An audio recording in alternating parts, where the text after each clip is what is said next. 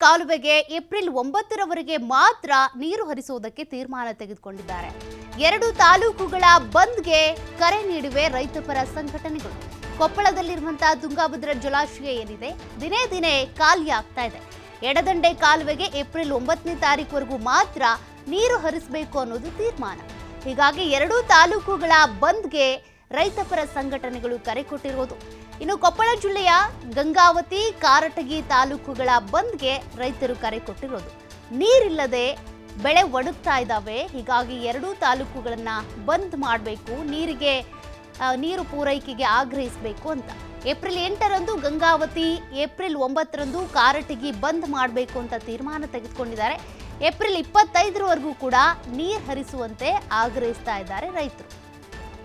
ರೈತ ಸಂಘ ಹಾಗೂ ವರ್ತಕರ ಸಂಘ ಸೇರಿದಂತೆ ಹಲವು ಸಂಘಟನೆಗಳು ಈ ಒಂದು ಬಂದ್ಗೆ ಕರೆ ಕೊಟ್ಟಿರೋದು. ಗಂಗಾವತಿ ಹಾಗೂ ಕಾರಟಗಿ 2 ತಾಲೂಕುಗಳನ್ನ ಬಂದ್ ಮಾಡೋದ್ರ ಮೂಲಕ ಈ ಒಂದು ನೀರಿನ ಪೂರೈಕೆಗೆ, ನೀರು ಹರಿಸೋದಕ್ಕೆ ಸಂಬಂಧಪಟ್ಟಂತೆ ಆಗ್ರಹಿಸಬೇಕು ಅಂತ ರೈತರು ತೀರ್ಮಾನವನ್ನು ತೆಗೆದುಕೊಂಡಿದ್ದಾರೆ. ಈ ಒಂದು ಬಂದ್ಗೆ ರೈತ ಸಂಘ, ವರ್ತಕ ಸಂಘ ಸೇರಿದಂತೆ ಅನೇಕರು ಈಗ ಬೆಂಬಲ ಕೊಡ್ತಾ ಇರೋದು. ದಿನೇ ಕಳೆದಂತೆ ಬಿಸಿಲು ಹೆಚ್ಚಾಗ್ತಾ ಇದೆ, ನೀರು ಖಾಲಿ ಆಗ್ತಾ ಇದೆ. ಹೀಗಾಗಿ ರೈತರ ಆಗ್ರಹ ಇದು. ಪ್ರಗತಿಪರರು ಮತ್ತು ಎಲ್ಲ ಒಕ್ಕೂಟದವರು ಸೇರಿ ಇವತ್ತೇನು ಏಪ್ರಿಲ್ 5ನೇ ತಾರೀಕಿಗೆ ತುಂಗಭದ್ರಾ ಅಚ್ಚುಕಟ್ಟು ಪ್ರದೇಶ ವ್ಯಾಪ್ತಿಯ ಎಡದಂಡೆ ಕಾಲುವೆಗೆ ನೀರು ಬಂದ್ ಮಾಡ್ತೇನೆ ಅಂತ ಹೇಳಿದರು.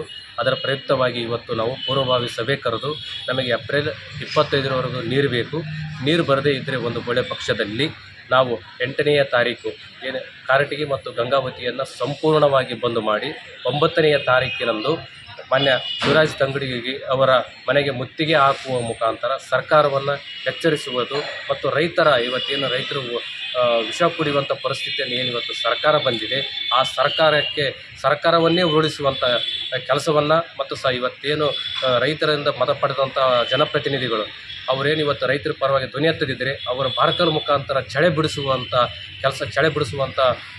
ವ್ಯವಸ್ಥೆಯನ್ನು ನಾವು ಮಾಡಿದ್ದೀವಿ. ಅದೇ ರೀತಿ ಮೀಟಿಂಗ್ ಮಾಡಿ ಮುಂದಿನ ದಿನಮಾನಗಳಲ್ಲಿ ನಮಗೆ ಏಪ್ರಿಲ್ 25ರ ನೀರು ಬರದೇ ಇದ್ದರೆ ಚಳವಳಿ ಬಾರ್ಕಲ್ಲಿಂದ ಜನಪ್ರತಿನಿಧಿಗಳು ಚಳಿ ಬಿಡಿಸುವಂಥ ಚಳವಳಿಯನ್ನು ನಾವು ಮಾಡ್ತೀವಿ ಅಂತಂದೇಳಿ ಇವತ್ತಿನ ಈ ಸಭೆಯಲ್ಲಿ ನಿರ್ಣಯ ತೆಗೆದುಕೊಳ್ಳಲಾಗಿದೆ. ಪ್ರಗತಿಪರರು ಮತ್ತು ಎಲ್ಲ ಒಕ್ಕೂಟದವರು ಆತಂಕ ಮೂಡಿ ಏಪ್ರಿಲ್ 20ರವರೆಗೆ ನೀರು ಬಿಡುವಂತೆ ಆಗ್ರಹಿಸಿ ನಾವು ಹೋರಾಟ ಮಾಡಬೇಕಂತ ನಿರ್ಧಾರ ಮಾಡಿದಾಗ ಏಪ್ರಿಲ್ 10ರವರೆಗೆ ನೀರು ಬಿಡ್ತೀರ ಅಂತೇಳಿ ಈಗ ಏಕಾಏಕಿ ಏಪ್ರಿಲ್ 5ರವರೆಗೆ ನೀರು ಬಿಡ್ತೀರ ಅಂತೇಳಿ ಘೋಷಣೆ ಮಾಡಿದಂತಹ ಸರ್ಕಾರ ಇವತ್ತು ನಾಚಿಕೆಗೇಡಿನ ಸರ್ಕಾರ ಅಂತ ಇವತ್ತು ನಾನು ಹೇಳಕ್ಕೆ ಇಷ್ಟಪಡ್ತೀನಿ.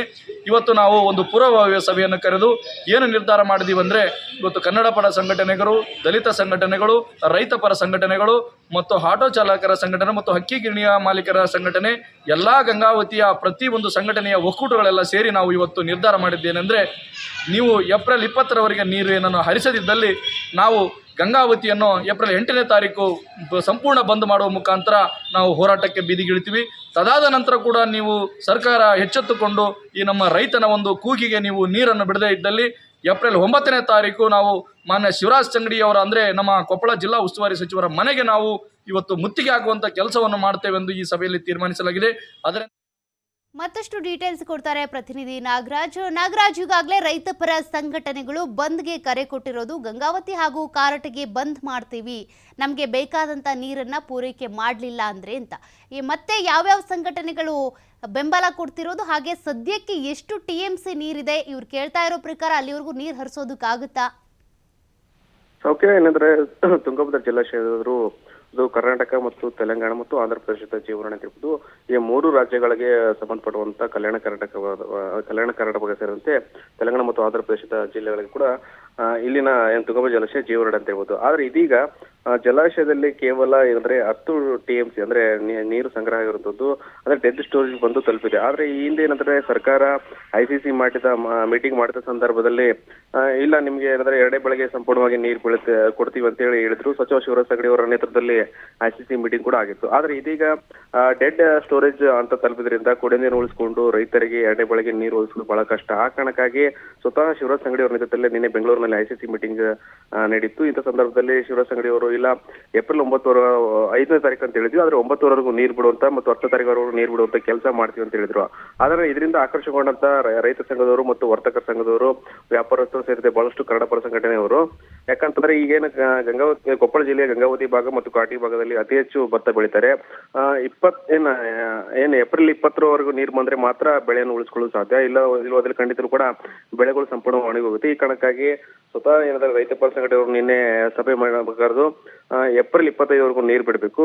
ಒಂದ್ ವೇಳೆ ನೀರು ಬಿಡದ ಪಕ್ಷದಲ್ಲಿ ಅಂದ್ರೆ ನೀರು ಜಲಾಶಯದ ಹೋಗಿ ಖಾಲಿಯಾಗಿದೆ, ಭದ್ರಾ ಜಲಾಶಯದಿಂದ ಹೇಗಾದ್ರೂ ಮಾಡಿ ನೀರನ್ನ ತರಿಸ್ಕೊಂಡು ನಮಗೆ ನೀರು ಒದಗಿಸಬೇಕು. ಒದಗಿಸಿದಾಗ ಮಾತ್ರ ನಾವು ಬೆಳೆ ಉಳಿಸ್ಕೊಳ್ಳೋ ಸಾಧ್ಯ.